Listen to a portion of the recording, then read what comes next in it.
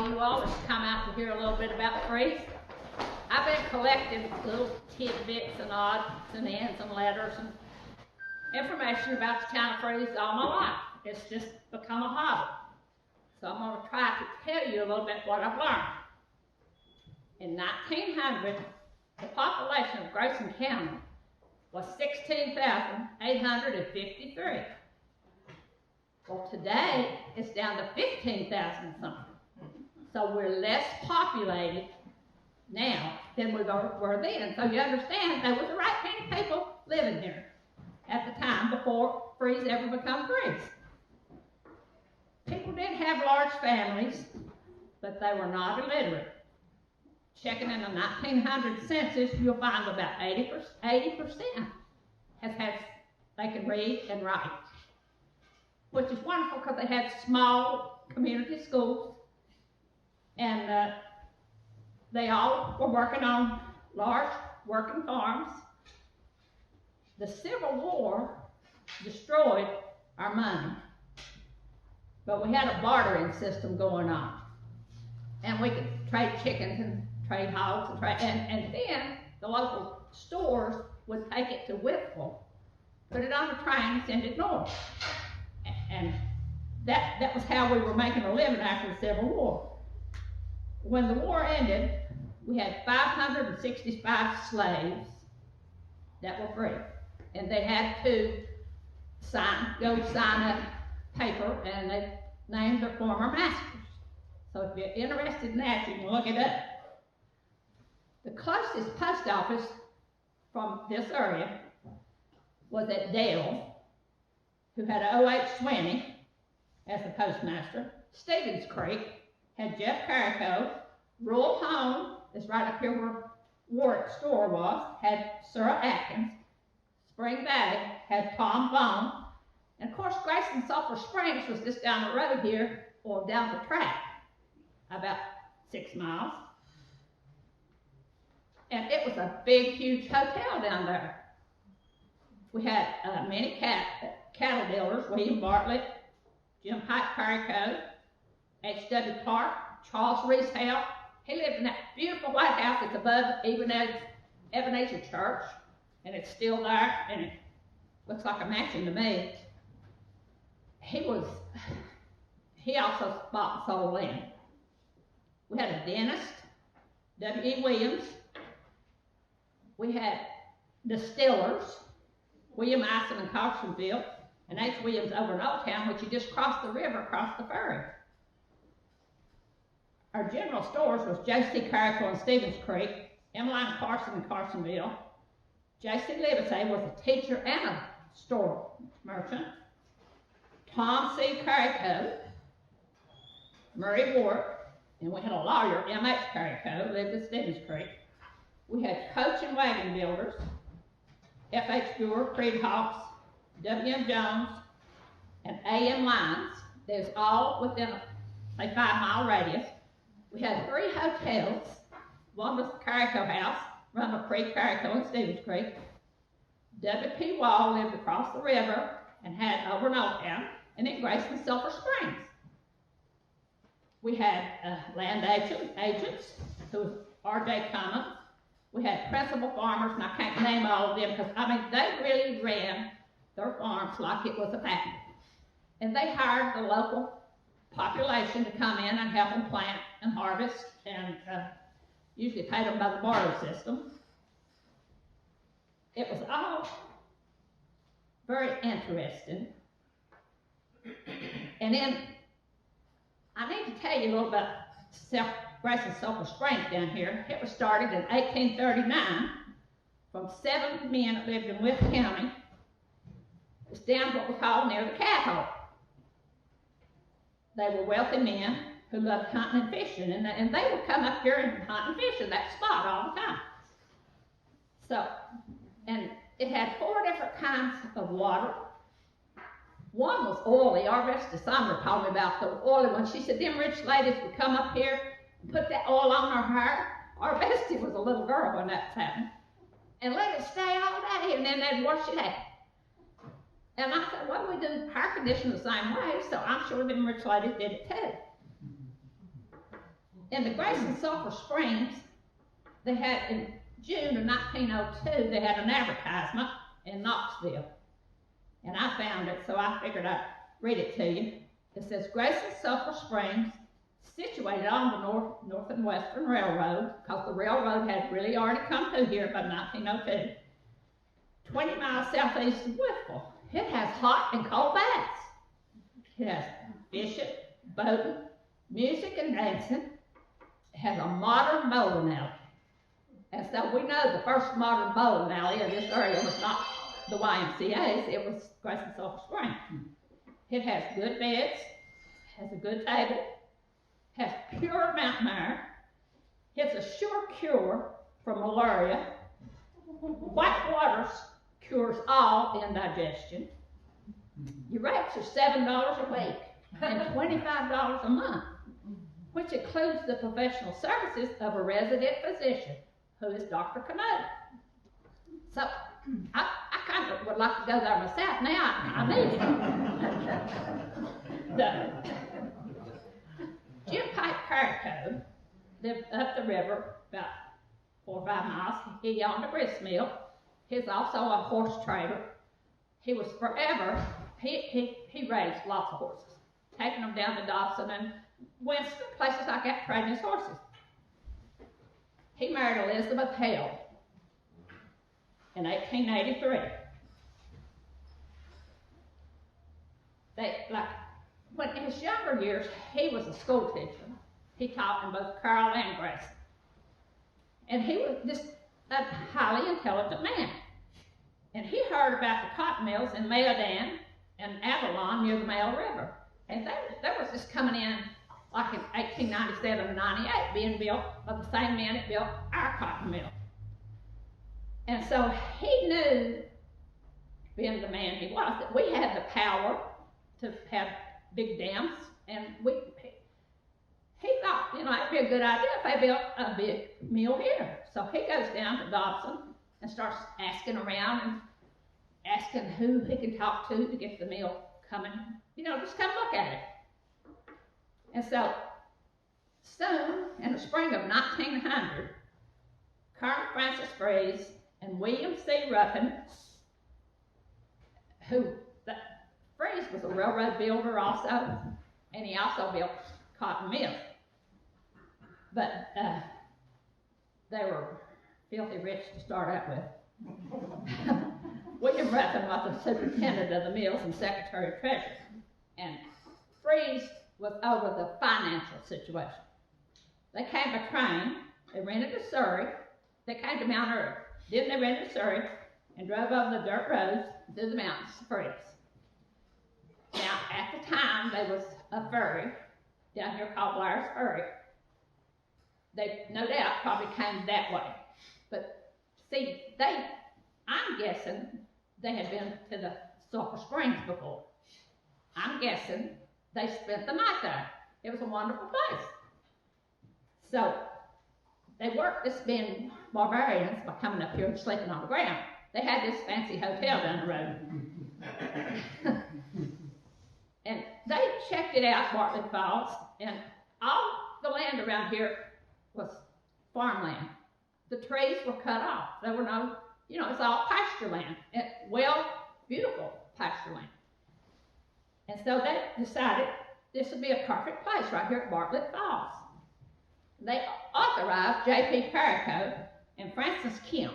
Now, Francis Kemp was the land agent from Mayodan. He bought the land at Mayodan and took options. So they really had the head man up here working with J.P. Carrico. Very soon, they bought water rights. If you're not going to buy the land, but you're going to affect how it may flood on your land, they had to buy water rights, saying if it flooded, you're not going to hold them responsible. So they bought probably more water rights than they did land. As soon as they bought from Henry Bartlett, Sandra Bartlett, A.S. Blair was the big landowners that they bought from. But then they bought little acres here and there around.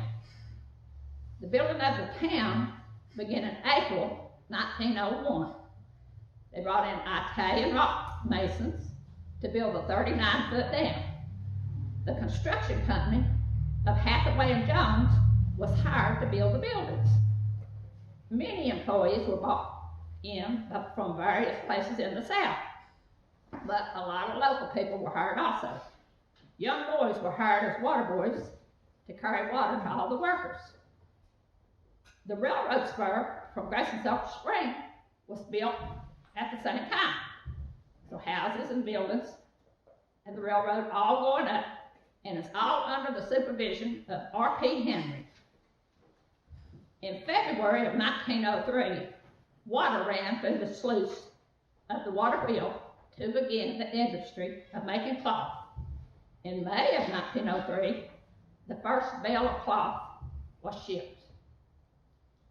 The superintendent of the town at that time was T.A. McKinney. We have Ben Dobbins and his wife, who was a doctor, who ran the hotel. A.F. Branson was the manager of the mill and the town, and he was succeeded a few years later by John Thorpe in 1912. The main offices for the business was always located in Winston-Salem. The mill was equipped with the latest machinery, but by 1911 it had become obsolete. So all new machinery had to be brought in. The old machinery was taken out and sold for scrap. That machinery had cost over $1 million. But the new machinery was so more efficient that they switched it out. The town at that time, in early 5 years say, looked more like a college town or a high school town. 80% of the workers were under the age of 25. Almost all the spinners and weavers were between 12 and 20. Some as young as 9 and 10. A lot of the parents didn't work, but they put their children to work instead. Children could work for lower wages, so they got hard faster. Their checks were given to the parents until they reached the age of 18.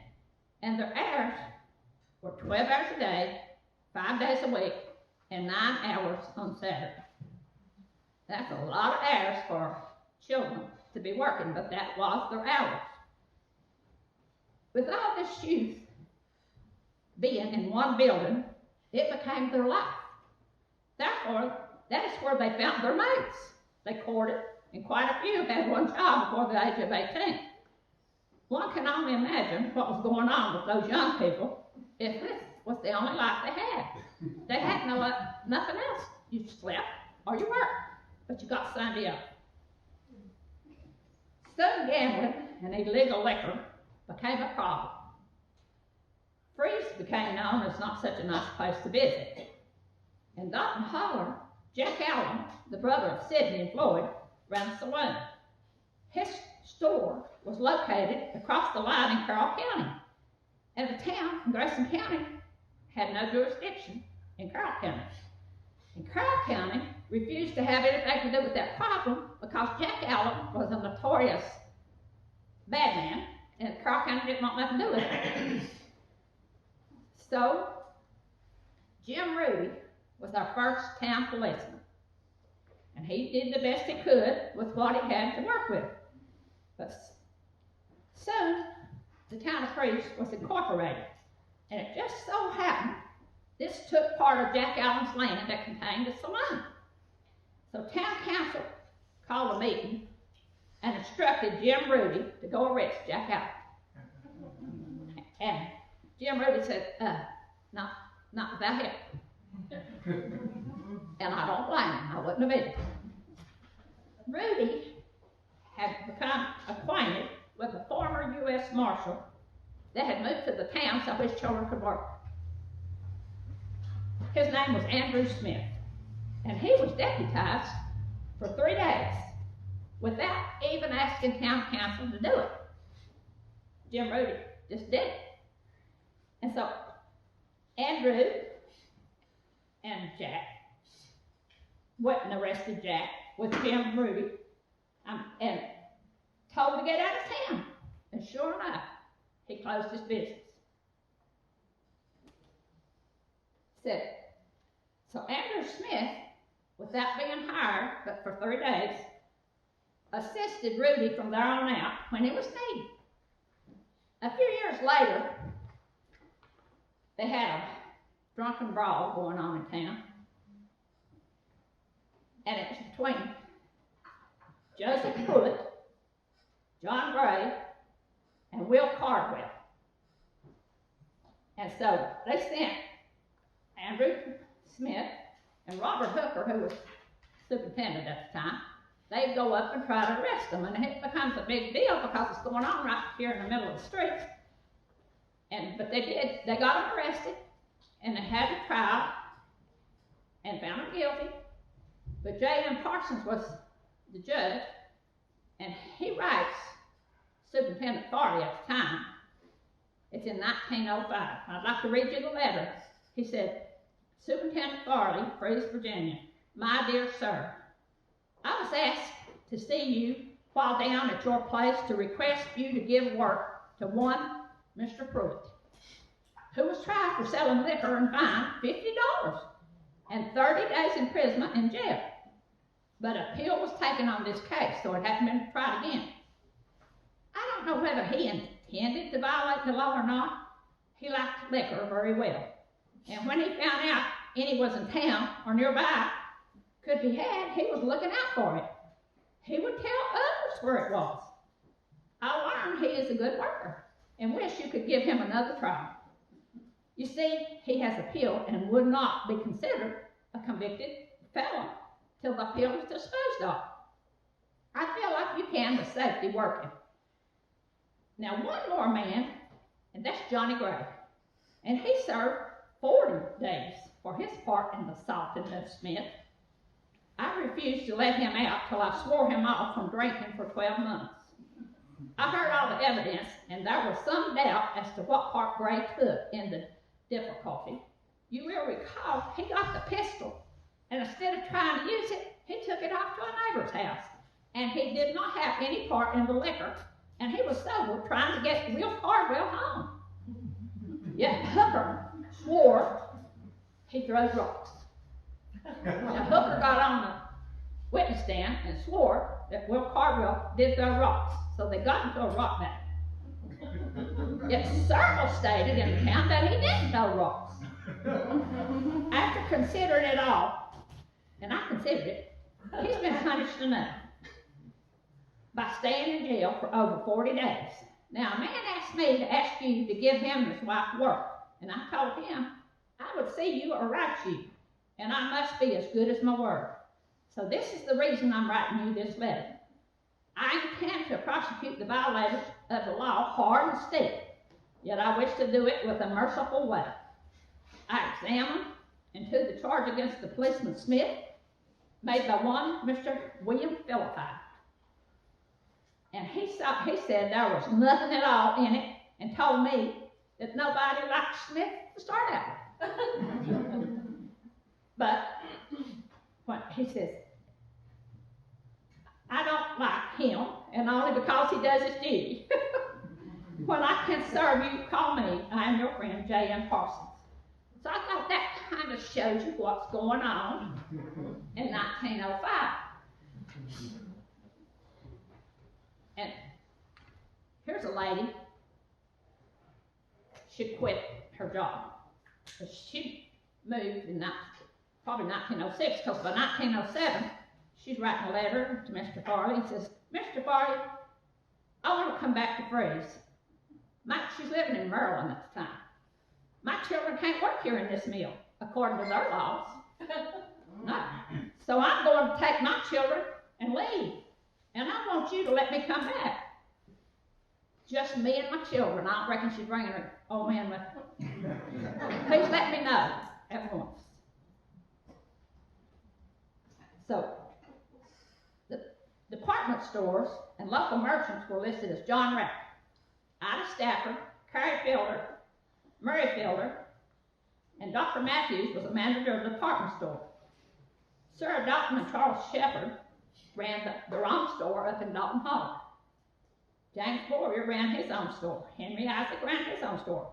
Gaston Cobb who was the brother-in-law of G.W. Canova, come up here and fell in love with Brooke Davis, who was the niece of Mildred Blair that was married to Sidney. Algernon Sidney Blair owned all of Barton at the time. So she wouldn't leave, so he got married, stayed here with her, and they started a little store of their own. She ran a millinery shop making hats. So the first murder in town was when Wiley Jones was shot by his son, Tom, and Charlie Wood. All three were colored men and had gotten in a fight on Christmas Day. Wiley lived for 3 days and then he died. Tom Jones and Charlie Woodruff were tried and convicted. They were the last people that were ever hung in Grayson County. They were hung July the 13th, 1906. Another murder was noted when a letter was received from Atlanta Chief of Police. It stated that a Mr. Louis Garretta, which no doubt one of those Italian Masons, was in custody, and he said he was wanted for murder in Freeze, Virginia. And why he told that, I don't know. He had worked for the construction company of Hardaway and Jones. And there's no way for me to find out what happened. Did they bring him back, or did town officials say, no, you keep him? Which I'm thinking they did. There was an elementary school here, but only the very young could go. Because all the other children, you could go from age 6 to maybe 9 or 10, but then you were put in the middle. So you could learn to read and write in that time frame. The families of Freeze were given a garden plot somewhere on the land, and you'd have your own little space to raise your own garden. But you had to rent pasture land if you had a cow or was raising a pig. Chickens were kept in coops in the front yard, and it could be fenced in by fencing in your porch that was up on cinder blocks. You could fence that in, the chickens could stay there. Outside johns were used. Water was pumped from a well that would serve a certain amount of families.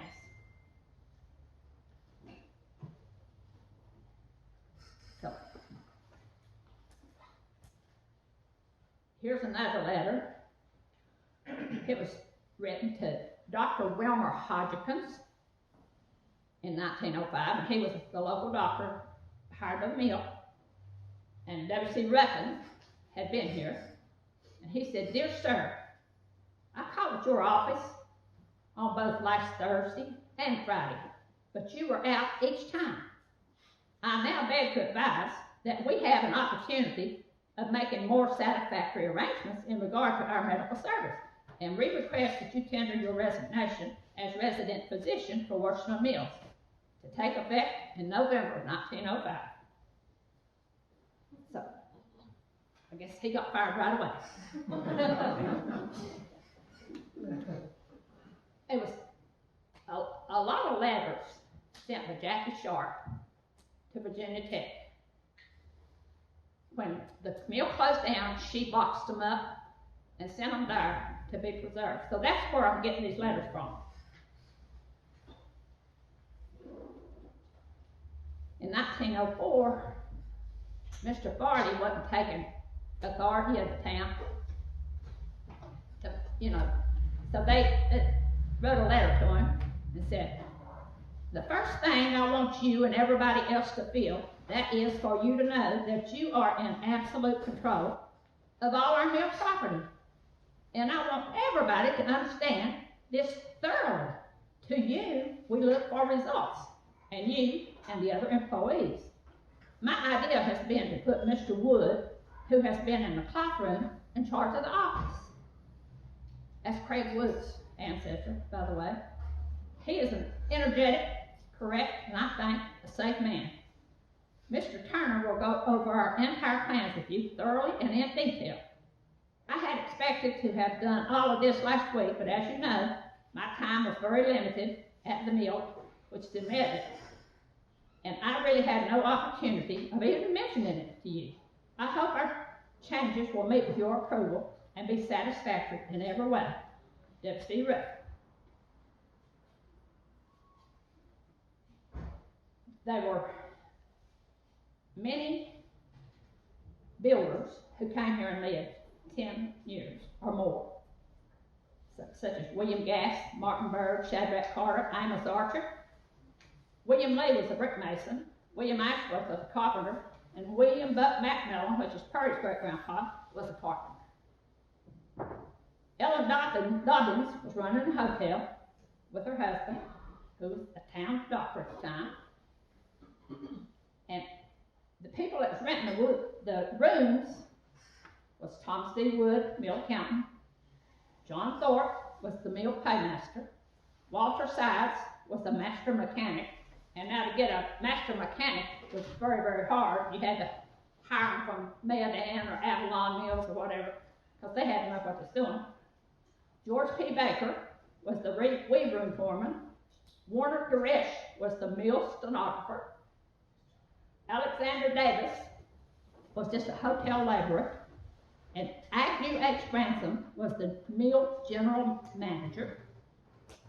And William Rector was the chancery lawyer. And Lily Johnson was the hotel cook. They sent a book to Virginia Tech, and it tells in 1905 about some fines and stuff that was happening. And if you didn't do a felony, they would try you here. But if it's a felony, you had to go to Grayson County. And here is J.M. Burnett got fined $1.95, but they don't say why. And Charles Gallia, he was fined $3 for fighting. All right, Peter Duncan, he was drunk, $3. Catherine Todd, he was fighting. He only had to pay $2.50. I don't know why. Will Cardwell, who's the one that had the gun a while ago, this is before they ever caught him the second time. They'd done fined him $15 for carrying this. So he was known to carry one. A bank had been opened and was operated by T.C. Vaughn of Spring Valley. He was also the Methodist preacher, and he could marry the young couple. John McLean was his assistant in the bank. And Charles Smith ran the barber shop, and Malin Bulk ran the local blacksmith shop. There was a grist mill above the dam, operated by James Handy, but he was living in town and his family was working in the mill. George Settle gave his occupation as silversmith, and Fred Sutton ran a jewelry store. The railroad was essential to Freeze, and the depot agents were John Williams and Lodwick Vernon. John H. Allen was the billing clerk. Firing on the train was Charlie Powell, Robert Gillard, and Henry Weissenbach. Mont Porter was an engineer. Charlie Clifton was a porter on the passenger train, and Lawrence Nichols and James Woodruff were carpenters and painters that worked for the railroad.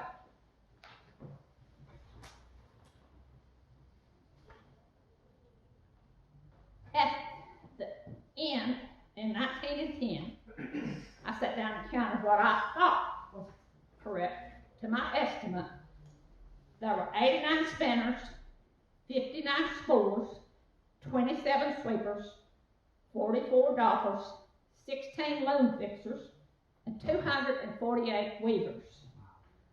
Weavers was your number one job to keep going. The rest of them was laborers, spar hands, carters, feeder hands, and inspectors. Now here was a letter that was written by somebody's hand to Mr. Thorpe after he had taken over. It said, "Dear sir, we suspicion that there's crooked work going on in the house number 225. From general appearance of things, there was a fellow went in up there Sunday evening about 5 o'clock and stayed until dark. And the windows were closed, so was the door. And there wasn't but one woman and man there at this time. So please keep an eye open for me. Don't think they are in the right kind of people for this town. Yours truly," and then scribble, did the signs. He or her, but they scribble. But now, if y'all interested in who that was, she lived in 225. That's not 220. And I looked it up, but I'm not telling.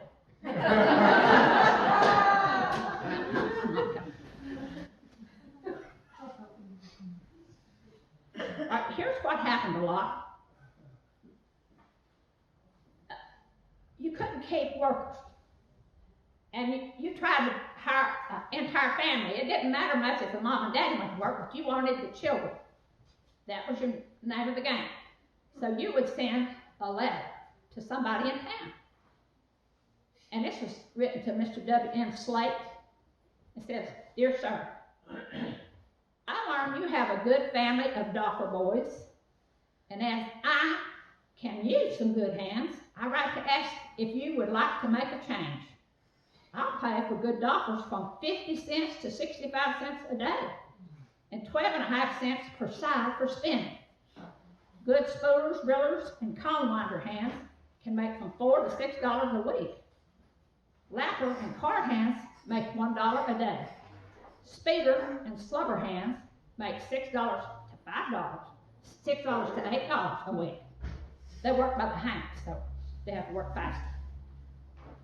I will pay all your expenses of moving from there and give 1 month rent free of charge. The moving expenses will not be to pay back, and provided you stay for a year or longer. We have one of the best mills in the South, and this is Danville Mills that wrote the letter. A good town, good houses, and good gardens. Rent costs 25 cents per room. Now, if you rented a 4-room house, it's 25 cents per room, so you might have 3 beds in that room. But you ought to pay for the room. You could get a lot of people in one room. They have good free schools, 10 months in a year. They have good churches. And I'm sure we can and will better every condition of all that comes here. Now I send you a list of names that live there. And will you see them all for me? And they're interceding on you to go help get more people to move to them. The terms of this letter will apply to all that want to move. I'm going to start a new edition inside of 2 or 3 weeks, and we'll need 4 to 6 good families. And as these names have been recommended to me as good people, hence I write the names. It's W.H. Shoemake, R.P. Crockett, A.A. Archer, J.E. Whitter, Charles Warwick, and Miss Nanny Pierce's parents, as I did not remember their names. If I or any part of you want to come, I'll make all the arrangements for you so that you can come at once. Now, Mr. Slate, if you will attend to this for me, I'll make it in your own interest to do so. And let me hear from you at once. Yours truly, F.C. Ferguson. So, you are a valued commodity if you had a family, a large family, and they were all teenagers. I mean, they would pay your way to come to their meals. But I looked to 1910, they didn't go. They stayed.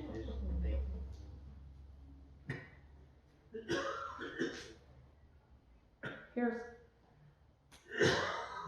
where, in 1908, Washington Mills had wrote a man. He had a large family, and it said, "Dear sirs, I will now answer your letter to hand yesterday. Would have written you sooner if I had got your letter. I am coming just as soon as I can get my arrangements shaped. I would want a 3-room house. You wanted to know what size family I had. There's only 3 of my own family, but there are several more aiming to come with me. I guess there will be as many as 4 or 5 to work in the mill, besides myself. There will be 3 boys aged 12, 13, and 15, and 1 girl aged 20, and myself and my father-in-law. So no more guessing. I'm coming. Haywood Hines, from Roaring Gap, North Carolina." And here, the local workplaces are still fighting for workers. And this is Ivanhoe Furnace. And they sent a telegram freeze to A.H. Ransom. It's 1910. And it says, "Dear sir, replying to your telegram of this date, we beg to advise that the party referred to pass through here on the afternoon train. And we learned that he had appointed an agent to solicit labor in this town and thought that he would be put to do the same in your town. We have, however, blocked his guns here and thought you would like to be informed if he was doing the same with your men.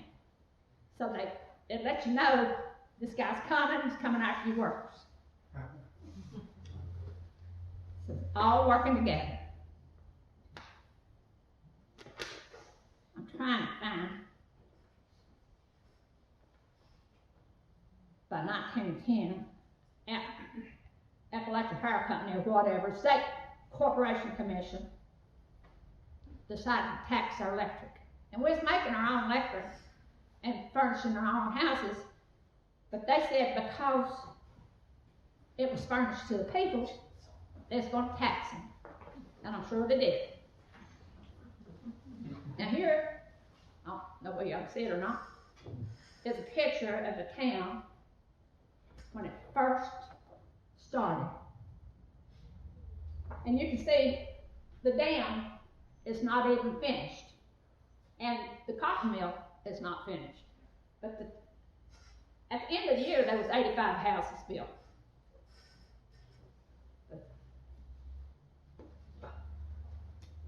And here's that guy.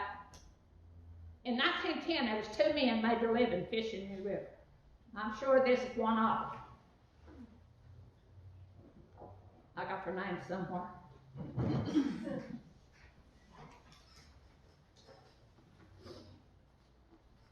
Now, when Hines come through here, Lewis Hines was trying to stop child labor. And he worked for the company that was trying to stop it, you know. So they hired him to go all over the South for 5 years taking pictures of cotton mill hands or coal mine workers or child labor. This is doing everything to stop it. Because the children, for one thing, didn't have a life. You know, Sunday was it. And you wasn't allowed to do much on Sunday. It's against the law. Here is, he writes little notes. This is the family, really, of Joseph D. and Cora Sparks Moore. And all the children are in the mill. The daddy and mama, not necessarily. Says, he calls it the family of J.J. Moore, but it's really Joseph D. All but mother and 2 smallest children on the steps working Washington Mills. The smallest spinner on the right-hand side says she's 14, but she is surely not. The family came from Carolina 3 years ago. Location, Freeze, Virginia. Let's see how small she is. But they could spin those little 12 hours a day, backward, and did it. It's right here, Albert and Louisiana Century. There's their family. Minnie, Etta, Amanda, Ida, Albert, and Lucinda. And he says, dependent, able-bodied parents, family of Albert Center. He said, I don't work steady. Now, they wouldn't necessarily hire the daddies because they didn't know what to do with them. They wanted the children. But I have a garden here. 11-year-old Mandy has learned to spin by helping, she said. They say I'm too little to work steady. I guess she'll get on all right in a little while. They've been extra careful lately because the inspector's been around, but it'll be easier now for her to get in. The 3 girls work and Mandy helps with one eye on a steady job. So she was being allowed to go in and learn, but she wasn't getting paid. This is William and Selena Mooney, and they come out of Cripple Creek. It says the father, daughter, and 2 boys are working in the spinning room. The smallest worker says he was 13, but it's highly doubtful. I didn't see him. But child labor was passing laws saying you couldn't work somebody that young, but all the mills were ignoring it. They just, you know, they just ignored it. Until the 1930s did they get it really shut down. And they tried to get a 10-hour work day for the women and children, That didn't work either till the 1930s. This is T.J. Fields. The father carts, 2 little girls spin. The boy on the right picks up bobbins. The mother and the smallest children, not in the picture, don't work. You see, they're fine families. They're healthy. It's just like, that was your life. That was where you made your living. This, I guess a lot of people's already seen. I know this is my Uncle William Vaughn. He was 9 years old when he started. And this is Melinda Bartlett. Outside of that, I don't know nobody else in the picture. But see how this are the real workers. This is who's making the cloth and giving up their life. Now, I checked on those guys that got in that fight, and every one of them had moved to Danville by 1920. But of course they went right back to work, you know, they just didn't tell what they'd been into up here. This right here is a bunch of boys on Sunday. They're just out dressed up, you know, standing by the river, and he's taking a picture. This is my Uncle Joe Bond. I got a picture, he's like maybe 2 years old, he looks just like the same. Joe ended up, he worked in the mill for years and he'd become a barber. And then he'd build houses and rent them. And he made a good living. So, there's another one.